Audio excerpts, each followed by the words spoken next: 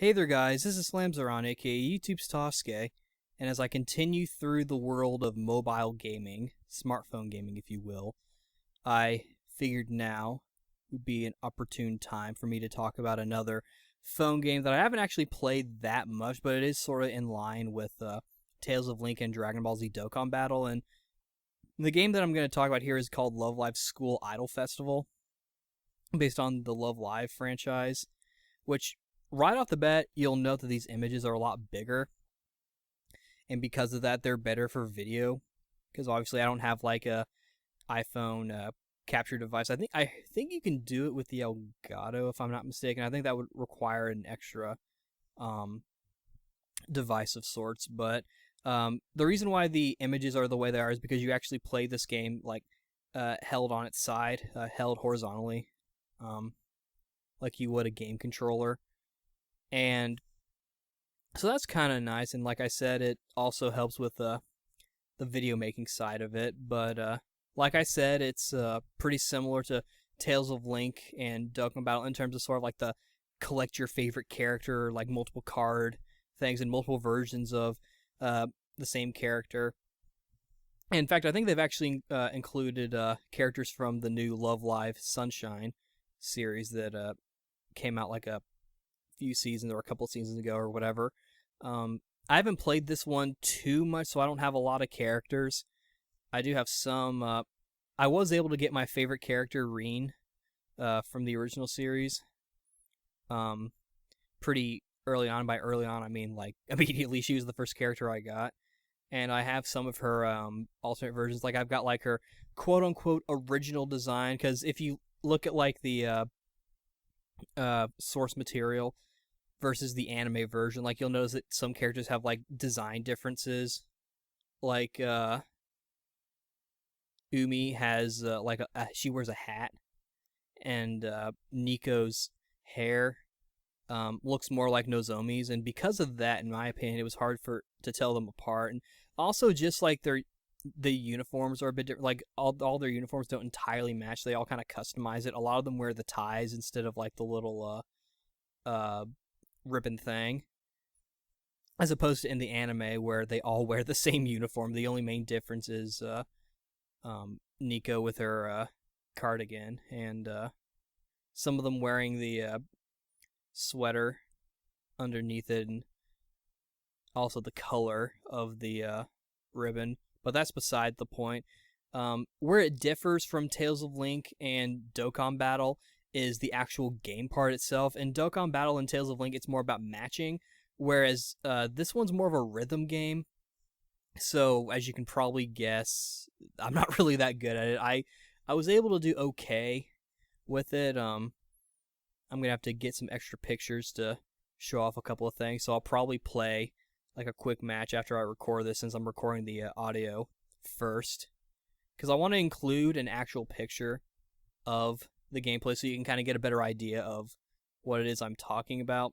Like I said, it's a more rhythm game. It's not really that hard. It's I'm not really that good at rhythm games. At least not like playing it like once every like several months and being really rusty. Though another phone game that I'll talk about in the future is a little rhythm based, and that one I'm actually really good at. But different subject. It's been it's a decent game. Again, I don't really play it too much. You'll notice that I didn't have that many pictures for this one. In terms of the script and keeping and how it and keeping in line with like the English version of the anime, and I mean both the dub and like the version you could find on like Crunchyroll or whatever.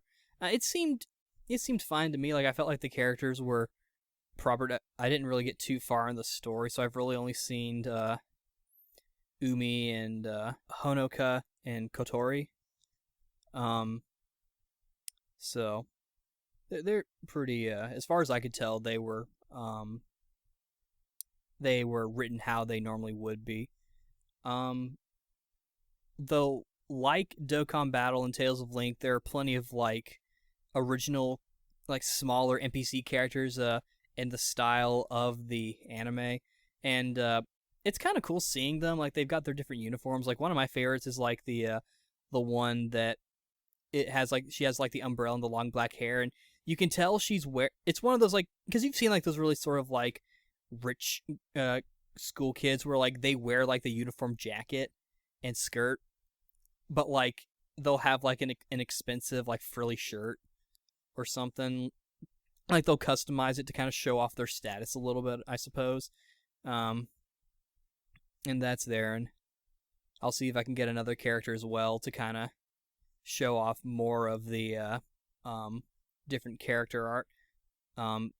And also, because I don't think I've shown every single character that I have, because you get it based on like you get the characters like based on like points and like the dragon stones or like the hero stones or whatever. So I imagine I've probably racked up a fair amount at this point to get more characters. I feel like the limit on how many you can have is a bit smaller. If I'm not mistaken, I'd have to go back and look. In terms of the menus, because if you remember my Dokkan Battle video, you'll remember that I said, or I felt like at first the menu was kind of unintuitive. I feel like the menu in this game was better from what I remember. I think it was a bit easier for me to sort of figure out what did what. It didn't feel as cluttered either. It was pretty to look at as well, and the music is nice. I usually actually play the game with the sound off because I usually have my phone on vibrate, which the vibration can be pretty loud even though I rarely hear it. I think that's more or less it that I can think of in terms of my personal opinion on it. I enjoy it from what I played. I don't play it too much. It was one of the first of iPhone games that I got besides Tales of Fantasia that didn't really last very long. But this was I think like the second or third one, if you're counting Fruit Ninja, which I'll eventually probably talk about because that one's probably my favorite. Getting a bit ahead of myself, but yeah, I guess the only thing I can really talk about, just a kind of bit of a side note, this game did have a little bit of controversy with it, because if you've seen the anime, you'll know that the character Nozomi, she's pretty flirtatious with her friends, who happen to be girls, as you can see, and particularly with Ellie as well, who is like her bestie, her best friend. And I didn't get far enough into the actual story of the game to see this for myself, but there were articles and whatnot in a press release or like a statement released by Bushiroad or K-Lab Games or whoever localized this game, talking about this, but they changed sort of like the relationship between Ellie and Nozomi. They said they were cousins in the English version, which they aren't cousins. Sort of like in a bit of a censorship kind of thing, and a lot of people got mad about that. And they released a statement saying like, we basically saying like, we try our best to keep, our adaptations and localizations as accurate to the original as possible. I'd have to look at it again. I don't remember how dodgy it was, or if they even addressed the issue at all, or if that was like just the main point. It definitely was handled differently than the recent Berseria thingy, which I won't go into. You can listen to the podcast if you want to hear about it, or I'll probably talk about it when the game comes out, which by the time this video goes up, it may... Well, actually, no, this video is actually going to go up pretty quickly, I think. But anyway, so a lot of fans got upset over the whole Ellie and Nozomi cousin situation. I can understand why they're definitely annoyed by that, and I feel like, because of my obsession with Yuri and Shoujo Ai and whatnot, I would prefer any sort of like flirtation stuff like that be treated, how do I put this? Treated accurately and not sort of like censored, I guess. I don't really want to use the word censor because honestly, based on what I remembered from the show, there wasn't that much like... I mean, there was flirting, but it wasn't like, oh, I'm actually like sexually attracted. It was a joke. It was for humor. And not to mention, a lot of these, school animes or slice of life animes seem to follow like the same sort of like using lesbian or homosexuality as like a quick joke, like flirting at least, little teasing as a bit of a quick joke, and it is such a trope that I looked it up and I found that there's actually a thing called lesbian until graduation. That's an actual thing. You can look it up on Wikipedia and you can find stuff about this. This is a literary trope, apparently. We live in a world where that's an actual thing, and like I said, I feel like that's a trope in anime a lot of times. So I feel like to call it homosexual censorship and sort of like homophobia, I feel like isn't entirely true because it wasn't really to the extent that people think it was from what I remember. Again, it's been a while since I've seen the show. I'm not trying to start anything. If you have more information or if you just disagree with me and you want to tell me, that's perfectly fine. As long as you state it in a nice way, I won't like yell at you or anything. You're welcome to have your opinions. And like I said, I don't have the full details, so if someone wants to maybe go into more detail, especially if you're able to point to specific episodes as well so I can see for myself.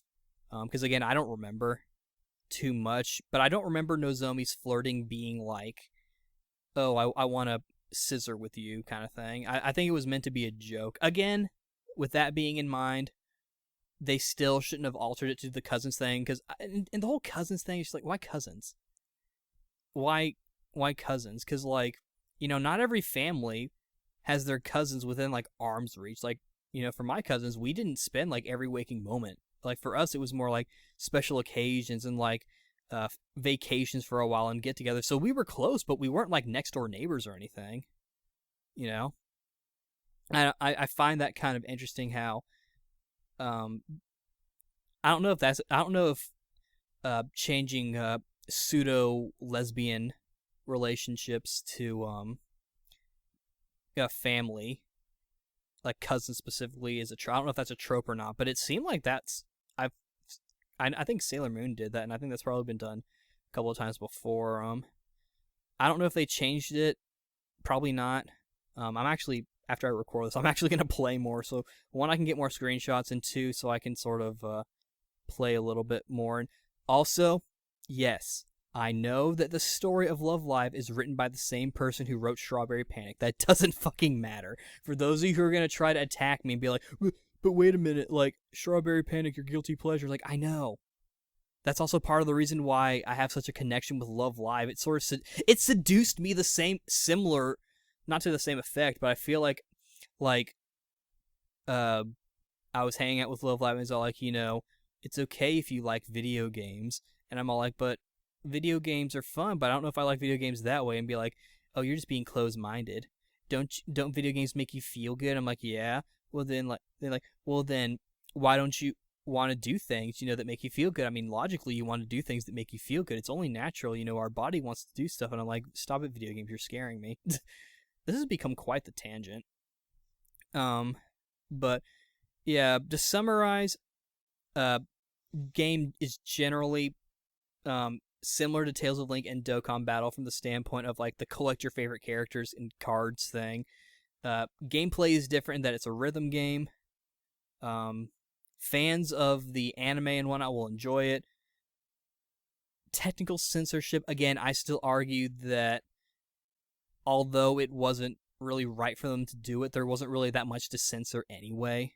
Unless this game just has like Ellie and like Nozomi just making out, and like Nozomi tears open Ellie's school blouse and pops the button. She's like, Nozomi, my mom's gonna kill me. Our Japanese uniforms are so expensive. Nozomi puts her hand over Ellie's mouth and she's like, shut the fuck up. I'm gonna take my finger and shove it up your butt. And she's like, oh no, don't do that. Put it in my vagina instead. It's actually 3:33 in the morning. Now it's 3:34. Okay, I guess the magic's over. And yeah, that's my general thoughts on it. And I'll probably play more just to kind of get more pictures and whatnot. Really, just 2 or 3 more pictures. You'll see them. I don't even know why I'm talking about this. I made it pretty clear in other videos that with a lot of my videos, I record the audio first. Holy fuck, this was 15 minutes long. All right, I guess I'll just call it there. So, yeah, thanks for watching if you did, and see you guys later. This is Flamesar on aka YouTube Sasuke signing out. Bye bye.